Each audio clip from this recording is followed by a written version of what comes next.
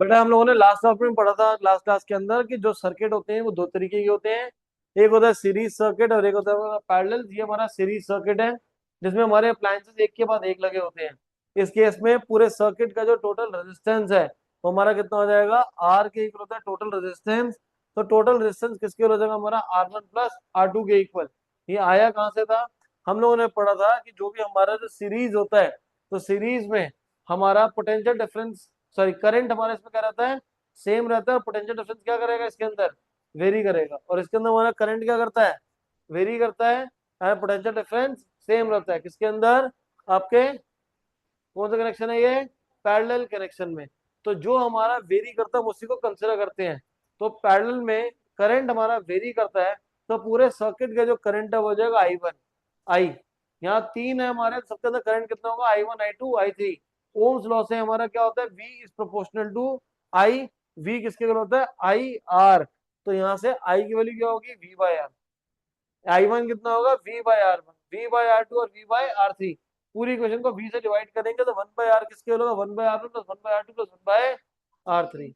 लेकिन अगर series connection होगा, दो एक साथ होंगे, तो इस केस में हमारा करंट क्या रहता है, सेम रहेगा। और पोटेंशियल डिफरेंस क्या करेगा, वेरी। तो जो वेरी करता है उसको कंसिडर करेंगे V। कर रखा आपने टॉपिक पहले के, अरे Ramlal. V = V1 + V2। V किसके इक्वल होता है, IR।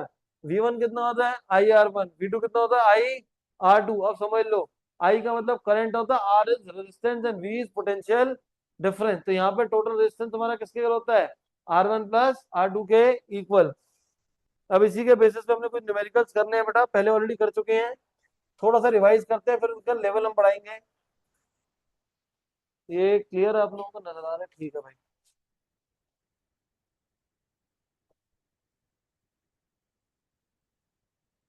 यहाँ पे हमारे पास एक सर्किट है, ये 12 वोल्ट्स है। This is 10 ohm resistance, this is 20 ohm resistance. पहला हमारे पास काम क्या करना है, यहाँ पे टोटल रेजिस्टेंस निकालना है। ये जो मेरे पास सर्किट गिवन है कपीश, वो कौन सा है बेटा, सीरीज है पैरेलल, पैरेलल है। और ये हमारे पास दोनों के दोनों पैरेलल में है। तो पैरेलल की टोटल रेजिस्टेंस ले लेंगे आर। टोटल रेजिस्टेंस निकालने का फॉर्मूला क्या है, 1/R is equals to 1/R1 + 1 में R2।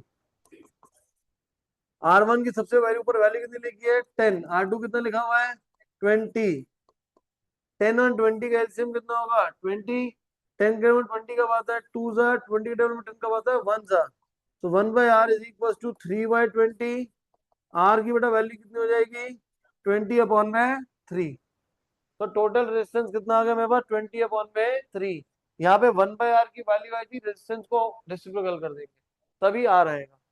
अब इस केस में हम पूछेंगे टोटल करंट। सर्किट के अंदर हमारा करंट कितना है, करंट का फॉर्मूला कितना हो जाएगा, I is equals to V/R। V कितना है, 12। टोटल रेजिस्टेंस कितनी निकाली है, 20/3। तो ये अपॉन 3 ऊपर जाके मल्टीप्लाई, 12 3 ज़ा 36/20। डिवाइड करेंगे कितना आ जाएगा, 1.8 एम्पेयर्स। तो जो सर्किट के अंदर जो करंट हमारा फ्लो कर रहा है वो कितना फ्लो कर रहा है, 1.8 एम्पेयर्स का करंट फ्लो कर रहा है।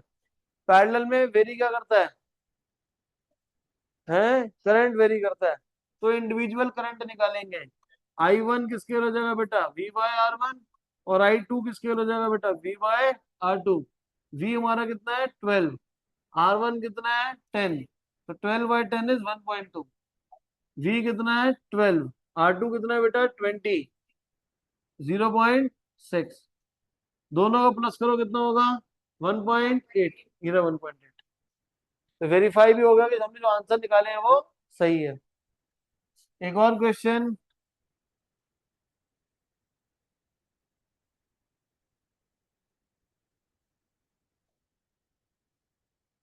यहाँ पे हमने इसको 5 10 20, दिस इज 12 वोल्ट। पूरे सर्किट का रेजिस्टेंस कितना है, आर। ये तीनों किसके अंदर है, सीरीज में। जब एक के पीछे एक लगा होता है तो बोलते हैं सीरीज। तो सीरीज में कैसे निकालते हैं, R1 + R2 प्लस, अगर तीन लगे तो तीनों का प्लस, दो लगे तो दो का प्लस कर देंगे। क्लियर है। चार लगेंगे तो चारों को प्लस कर देंगे। तो यहाँ पे आर किसके हो जाएगा बेटा, 5 + 10 + 20, आर कितना हो जाएगा 35। तो 35 ओम्स इसका आंसर है। अब सर्किट के अंदर करंट कितना होगा, करंट इज इक्वल टू आई, क्या फॉर्मूला होता है, V/R। V कितना गिवन है ऊपर 12, आर कितना है 35। भाई डिवाइड कर लेना, कोई होनहार बच्चा कोई डिवाइड करके बता दे भाई कितना आंसर है 12/35। एनीवन?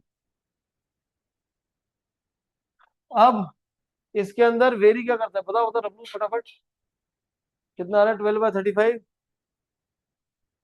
0 पॉइंट, ये होनहार बच्चे ने फटाफट कैलकुलेटर निकाल कर दिया, वेरी गुड। तो 0.34 आ गया हमारा पूरे सर्किट का टोटल। टोटल क्या है, रेजिस्टेंस। क्लियर है ये, रेजिस्टेंस है, करंट आया। अब यहाँ पे वेरी क्या करता है हमारा, पोटेंशियल डिफरेंस वेरी करता है। तो मतलब हर एक के क्रॉस पोटेंशियल डिफरेंस अलग होगा। तो वी किससे होता है, IR, तो V1 कितना होगा IR1। करंट की वैल्यू कितनी है 12/35, R1 कितना है 5, 1 जा 7 जा कितना आ जाएगा 12/7। V2 कितना होगा IR2, 12/35 × 10, 5 से कैंसिल करेंगे 2/7, तो हमारे पास कितना आ जाएगा बेटा 24/7। V3 कितना हो जाएगा IR3, 12/35 × 20, 4 से करेंगे तो कितना हो जाएगा 48/7। तीनों को प्लस करो, कितना आ रहा है, तीनों को प्लस करो बेटा, कितना 84/7, 84/7 कितना होता है 12। तेरह टोटल हमारा 12। तो हम लोग पैरेलल में क्या निकालते हैं, इंडिविजुअल करंट निकालते हैं, और इसके अंदर क्या निकालते हैं, इंडिविजुअल पोटेंशियल डिफरेंस निकालते हैं। क्लियर है ये चीज? अब एक और आपको दे देते हैं, पीछे वालों को क्लियर है ना, छोटा करने पे ब्राइटनेस तेज कर दूं, ठीक है, ठीक है भाई। नेक्स्ट,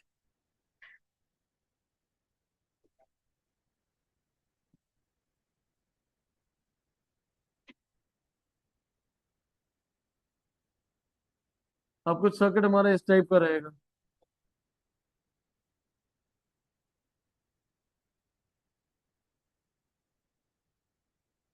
हमें यहाँ पे ऐसे होगा डॉट लगे होंगे, इसकी वैल्यू ले लेते हैं 2, सभी को 2 ले लेते हैं। ऐसे केस में मेरे से सिर्फ ज्यादा जो पूछता है और सिर्फ टोटल रेजिस्टेंस पूछता है।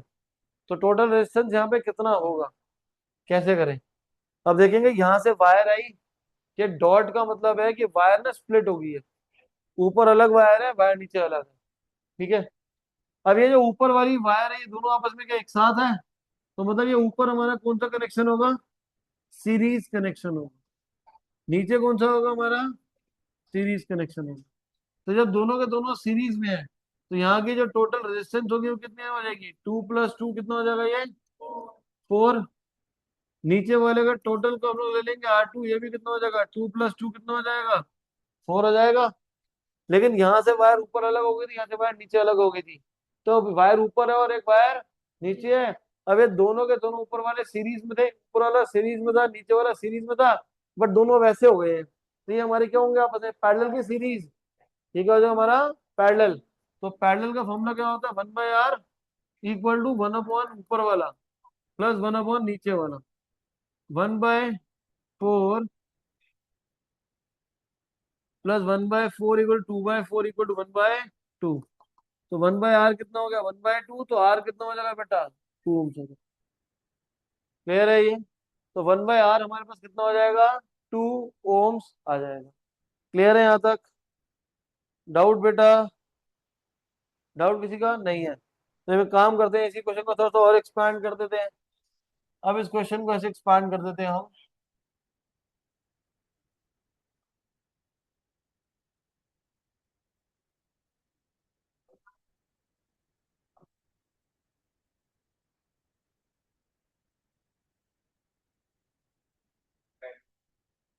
क्या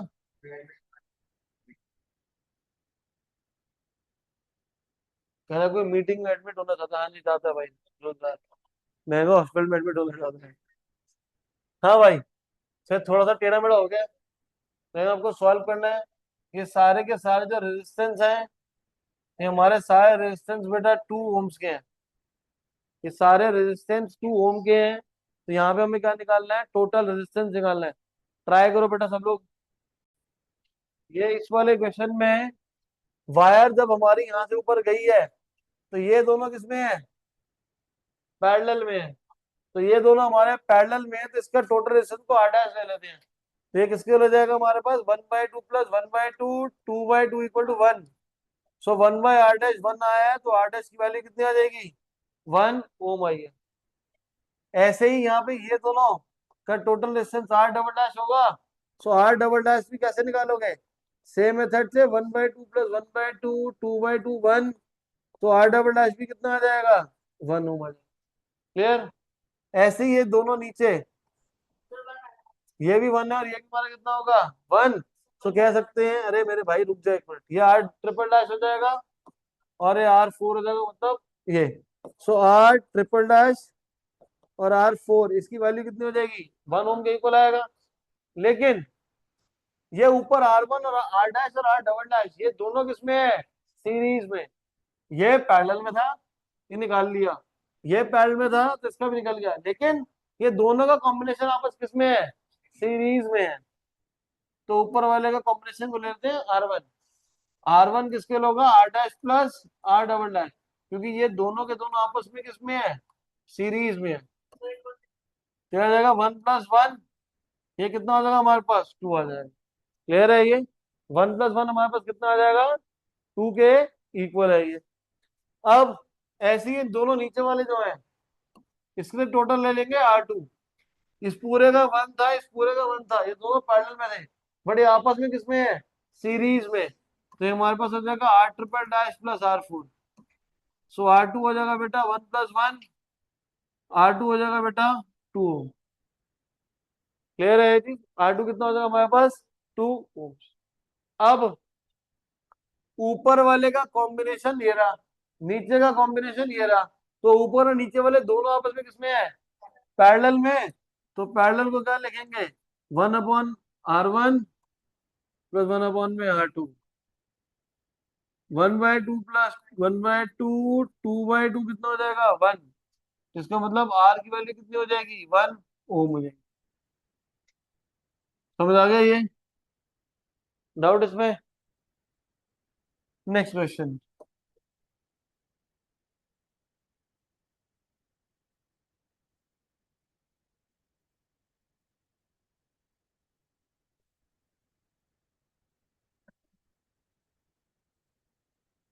बनाइए बेटा।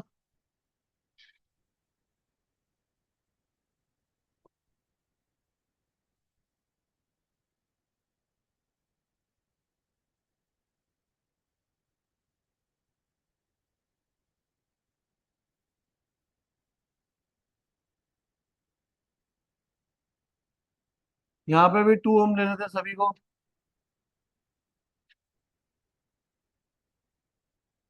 तो जो हम लोगों ने ये करा है, पहले वाला और ये दोनों सेम है। ये सर्किट और ये वाला जो सर्किट है, ये दोनों के दोनों सर्किट हमारे सेम है बेटा।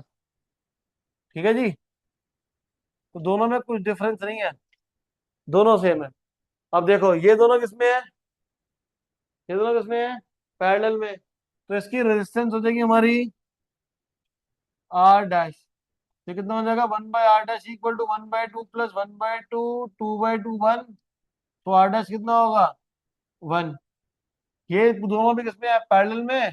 इसके लिए r डबल डैश, तो ये भी कितना हो जाएगा, 1। ये हमारे इसकी कॉम्बिनेशन किसमें होगी, r डबल डैश, ये भी तो आपका पैरेलल में है। और ये दोनों भी हमारे किसमें है, पैरेलल में। तो r1 r2 r3 और ये r4, ये सबकी रेजिस्टेंस कितनी है हमारी, 1 है। अब ये ऊपर वाले दोनों किसमें आपस में है, ये दोनों का कॉम्बिनेशन किसमें आपस में है, सीरीज में। तो इसका कॉम्बिनेशन को ले लेंगे r1। तो किसके लिए हो जाएगा, r dash plus r double dash. तो r1 कितना हो जाएगा, 1+1, r+1 1+1 कितना हो जाएगा, 2। ऐसे ही इन दोनों का कॉम्बिनेशन ले लेंगे r2। वो हो जाएगा R3 प्लस R4, 1 + 1, R2 कितना हो जाएगा, 2 हो जाएगा। पूरे का कॉम्बिनेशन 2 है, R1 जो कि 2 है, इस पूरे कॉम्बिनेशन कितना है, 2 है। ओवरऑल सर्किट किसमें है आपस में, पैरेलल में, तो 1/R = 1/R1 प्लस 1/2 प्लस 1/2, 2/2 कितना होगा, 1। तो इसका मतलब टोटल रेजिस्टेंस कितनी हो जाएगी हमारे पास, 1 के इक्वल। टोटल रेजिस्टेंस 1 के इक्वल आ जाएगी। क्लियर है ये चीज, यहाँ भी कितनी थी, 1 ही आ रही। ये दोनों सर्किट सेम है, बस बनाने का तरीका अलग है। ठीक है, ऑनलाइन वालों को क्लियर है भाई। त्रिशिका, रुद्राक्ष, त्रिशिका, सानवी। अब नेक्स्ट देखो बेटा, यहाँ पे हम लोगों ने ऑब्जर्व करा कि यहाँ पे इतने सारे हमारे पास रेजिस्टर्स लगे हुए थे, बट इसकी जो टोटल रेजिस्टेंस आई थी आखिरी में कितनी आ गई थी पूरे सर्किट की, 1 आई थी। इसके भी 1 थी हमारी, सेम ही था ये हमारा।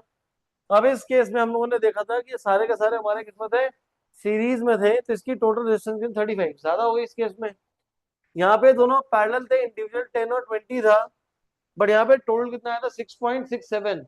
तो हम ये अब देखा हम लोगों ने कि जब भी सीरीज कनेक्शन होता है तो रेजिस्टेंस ज्यादा होती है, लेकिन जब भी पैरेलल होता है तो उस केस में हमारी रेजिस्टेंस क्या होती है, कम हो जाती है। अब रेजिस्टेंस का मतलब हमारा क्या होता है, opposition to the flow of charges. Resistance का मतलब क्या बेटा, opposition to the flow of charges. तो इसका मतलब ये हो गया कि अगर करंट फ्लो नहीं होगा, रेजिस्टेंस ज्यादा होगी, तो करंट हमारा क्या होगा, कम फ्लो होगा वहां पे रेजिस्ट हमारी जो रेजिस्टेंस ज्यादा होने की वजह से फ्लो ऑफ करंट को रुकावट मिलेगी।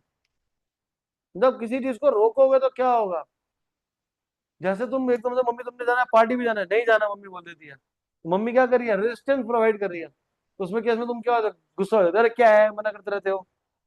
तो ऐसे ही जो हमारा किसी भी सर्किट में से करंट पास होगा, अगर हमारा रेजिस्टेंस ऑफर होगी तो सर्किट क्या हो जाएगा, हमारा गर्म हो जाता है, वो हीट रिलीज करता है। वो हम अभी अगले पार्ट में पढ़ेंगे, इसको बोलते हैं जूल्स लॉ ऑफ हीटिंग। लेकिन हमें सिर्फ यहाँ पे ये बात समझनी है कि जब भी पैरेलल होगा तो रेजिस्टेंस क्या होती है हमारी, कम, और जब सीरीज होगा तो रेजिस्टेंस क्या होगी हमारी, ज्यादा। तो इसीलिए हमारे जितने भी जो डोमेस्टिक सर्किट्स होते हैं उन सब में हम लोग क्या यूज कर लेंगे, पैरेलल की आपका सीरीज। क्या यूज करेंगे हम लोग, सीरीज गलत, पैरेलल यूज करेंगे। कि पैरेलल यूज करने से होगा क्या कि जब पूरे सर्किट की जो रेजिस्टेंस है वो कम हो जाएगी और करंट क्या करेगा, ज्यादा फ्लो कर जाएगा। अब सपोज करो रेजिस्टेंस अगर ज्यादा है तो करंट क्या क्या चाहिए, बहुत ज्यादा चाहिए होगा एसी चलाने के लिए। तो इसलिए रेसी जो है, हम लोग ने पढ़ा था उससे, what are the factors on which the resistance depends on. हमने पढ़ा था कि रेजिस्टेंस जो है वो इन्वर्सली प्रोपोर्शनल होता है एरिया पे।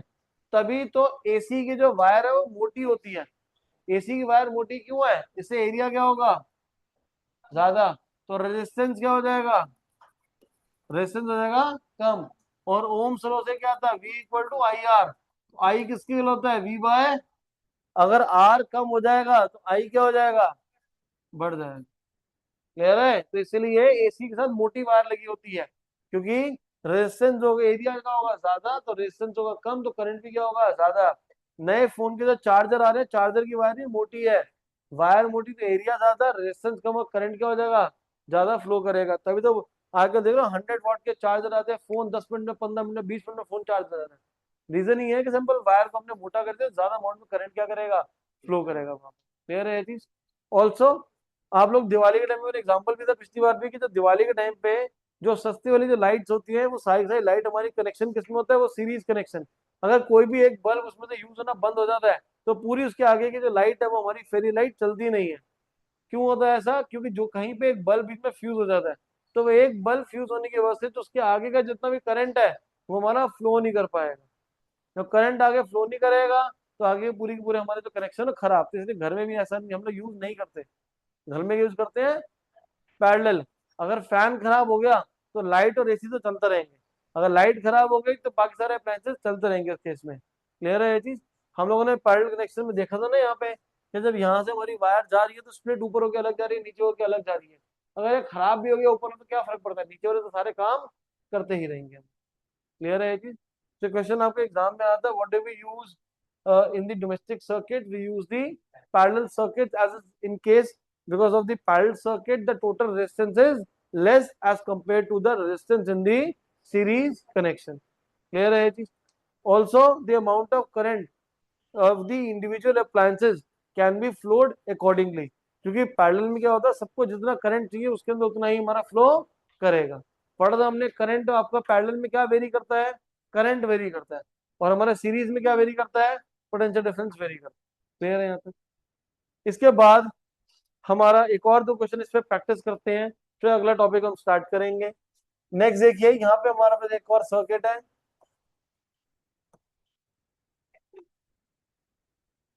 सॉल्व करो बेटा इसको फटाफट सभी।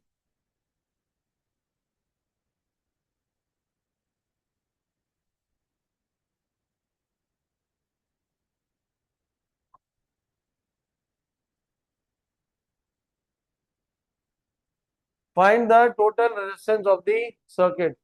इस पूरे सर्किट में जो हमें टोटल रेजिस्टेंस निकालनी है। अब ये दोनों के दोनों किसमें, हमारे 5 और 10 वाले हैं, ऊपर वाले पैरेलल में, तो 1/r डैश किसके हो जाएगा बेटा, 1/5 प्लस 1/10। एलसीएम कितना हो जाएगा, 10। 2 plus 1, 1/r dash is equal to 3/10। R dash की वैल्यू क्या होगी, 10/3 होगी।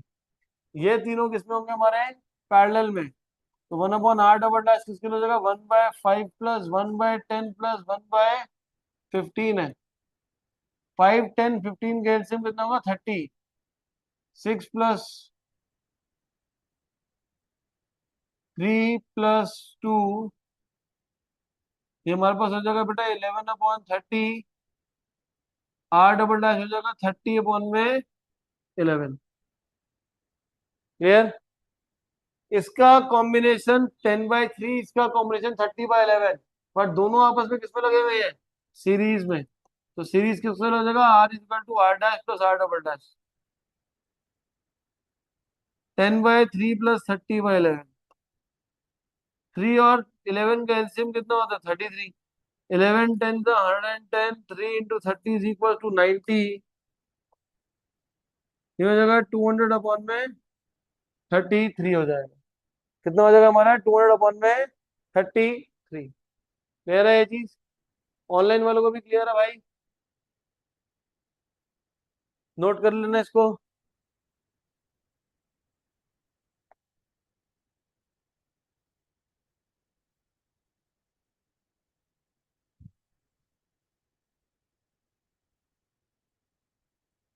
अगला क्या टॉपिक है हमारा इसमें, जूल्स लॉ ऑफ हीटिंग ही है। हो गया?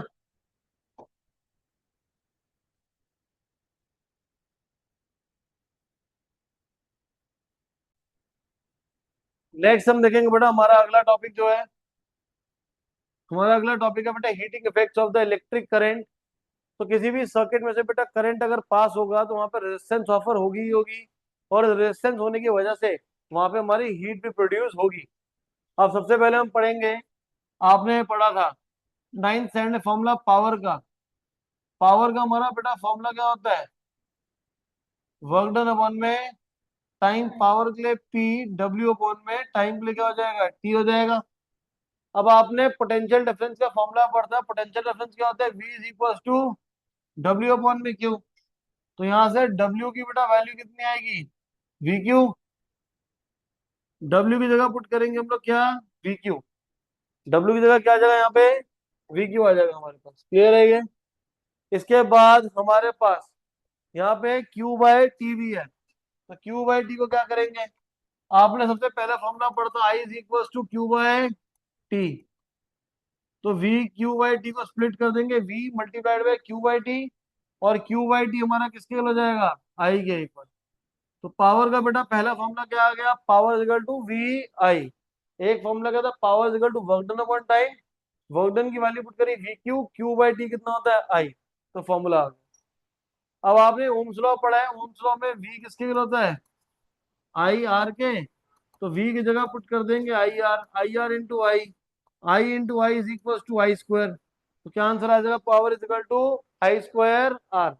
पावर किसके हो जाएगा हमारा, आई स्क्वायर आर के इक्वल। दूसरा फॉर्मूला मिल गया।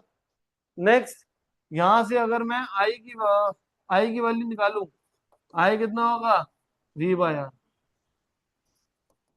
तो वी एज इट इज, आई की वैल्यू होगी वी बाय आर। तो कितना आंसर आ जाएगा, वी स्क्वायर अपॉन में आर। क्लियर है ये? पक्का? डाउट इसमें? 100%। तो फॉर्मूला क्या हमारा, power equal to p equal to we I. फिर क्या हमारे पास, p equal to I square r. तीसरा क्या, p equal to v square upon में आर। नाइन्थ स्टैंड में हम लोगों ने पढ़ा था एनर्जी का फॉर्मूला। एनर्जी का फॉर्मूला क्या होता है, power into power multiplied by time. Energy हो गया पावर पी इंटू टी। अब पावर का मैंने फॉर्मूला, यहाँ पे क्या है, वी आई है और एक क्या हमारा आई स्क्वायर आर। तो पहले वी आई वाला यूज कर लेते हैं। तो एनर्जी का हमारा फॉर्मूला क्या हो जाएगा, वी आई टी। लेकिन जितने भी मेरे सर्किट होते हैं, हम लोग पैरेलल यूज, आपका सर्किट क्या यूज करते हैं, पैरेलल। और डोमेस्टिक में सारा का सारा पैरेलल है। तो पैरेलल में वी क्या रहता है, सेम रहता है। तो वी सेम होने का मतलब ही नहीं है, मतलब सर्किट में कुछ भी निकालूंगा वी सेम मतलब यूजलेस हो गया। तो इसलिए हम वी की जगह क्या पुट कर देंगे, आई आर। वापस पुट करेंगे तो किसके हो जाएगा ये, I R multiplied by I T, जो कि किसके हो जाएगा, आई स्क्वायर आर टी। और सर्किट में से जो भी जो एनर्जी है, एनर्जी क्या हमारा होगा, heat. Heat is a form of energy. तो सर्किट में जो हीट प्रोड्यूस हो रही है, उसका फॉर्मूला क्या आ जाएगा, आई स्क्वायर आर टी। हीट का क्या फॉर्मूला होगा हमारा, आई स्क्वायर आर टी। हम लोग हीट के लिए वीआईटी यूज नहीं करेंगे। क्यों वीआईटी यूज नहीं करेंगे, क्योंकि सर्किट में वी तो सेम ही रहता है। तो जब वी सेम है तो फायदा ही नहीं है उसका, सबकी रेजिस्टेंस क्या होती है, अलग। इसलिए क्या फॉर्मूला यूज करेंगे हम लोग, आई स्क्वायर आर टी यूज करेंगे। और इसी को हम लोग बोलते हैं बेटा जूल्स लॉ ऑफ हीटिंग। इसको हम लोग क्या बोलते हैं बच्चे, joules law of heating. It states that Joule's law of heating states that heat produced in any circuit H is proportional to square of the current passing through the circuit. I square का मतलब square of the current passing through the circuit. It is directly proportional to the resistance. It is also directly proportional to the time for which the current is passed through the circuit. तो आई square R T हमारा किसका formula है, heat का। ये कौन सा formula है, joules law of heating. Joules law of heating का स्टेट करता है, states that heat produce in any conductor is directly proportional to the square of the current, directly proportional to the resistance, directly proportional to the time for which the current is passed through the conductor. Clear है ये? Doubt इसके अंदर? तो इसके basis पे जो numericals हैं, ये लोग हम लोग बेटा नेक्स्ट क्लास में आप लोगों के कवर अप करेंगे। क्लियर है ये? इसके फाइल का स्कैनर मैं ग्रुप पे भेज दूंगा आप सभी को। ऑनलाइन वाले क्लियर है भाई?